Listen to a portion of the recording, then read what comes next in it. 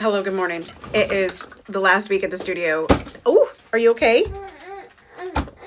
Hold on. Okay, we are back. That was quite the bonk.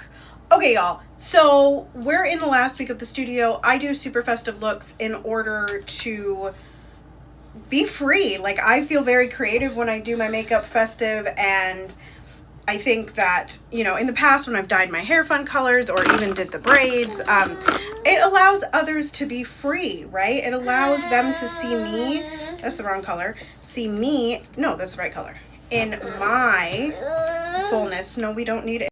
Anyway, that's probably going to end up being an Instagram post with today's look and yesterday's look.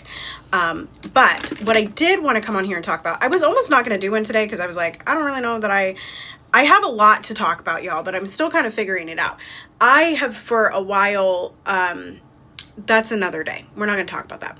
What we are going to talk about is I saw this TikTok video from Han, and y'all may remember Han when I used to do Spill the Beans. She is a biracial girly pop on the Tickety Talks, and she made the internet very mad when she called Beyonce a capitalist.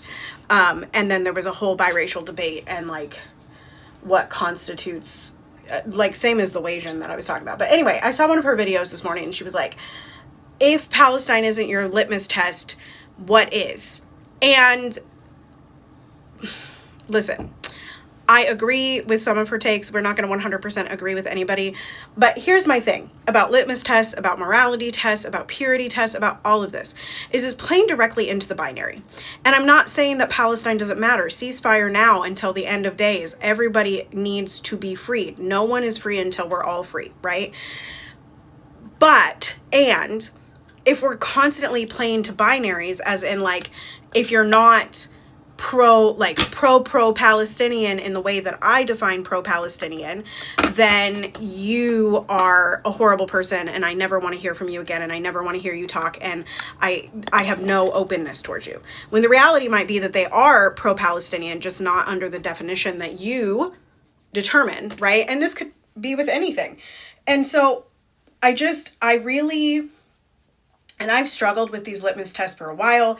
Like, I do think that we're using litmus tests about the boycotting and other things that it's just not helpful, y'all. And it's just ruling out like very progressive people and very progressive groups that could actually make a difference that would then result in a place like Palestine being free, because it results in the freedom of some other groups. And once we liberate one group, we liberate more groups, right? The allowance is, as I was talking about at the beginning of this, that as I liberate myself, as I allow myself to create, right? As I allow myself to create, I allow others to create and be liberated. And it is the same thing, right? If we were to liberate Black Americans, the Black diaspora would then be more free and more likely to liberate, and on and on and on. And from Black people being free, then we have more and more and more people. Again, no one is free until we are all free, and freedom is a snowball, right? Liberation is a snowball effect.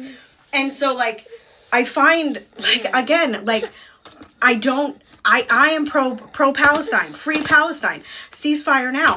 However, holding people to a litmus test in our own individual definition of what that should look like, being pro-Palestinian, is not helpful. And I have been that girl. Like, I have totally been that girl that is like, why aren't you talking about this? If you're talking about this, then you need to be talking about that. And I still believe that, because a lot of y'all talk about dead white people and you ain't never talked about a state-sanctioned police murder of a Black person.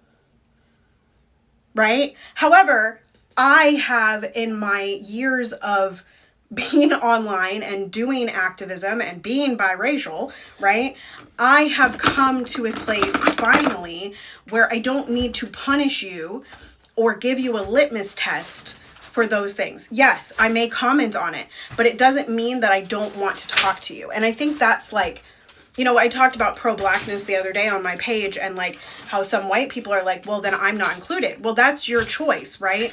I'm not excluding you, right?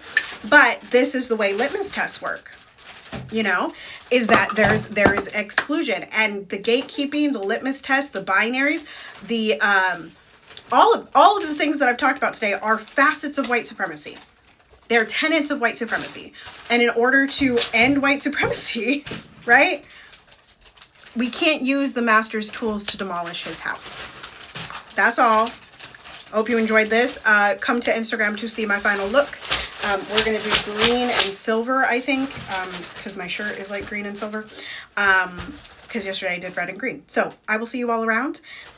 And hopefully you check out the rest of the apps and hang out for winterludes. See y'all later. Bye.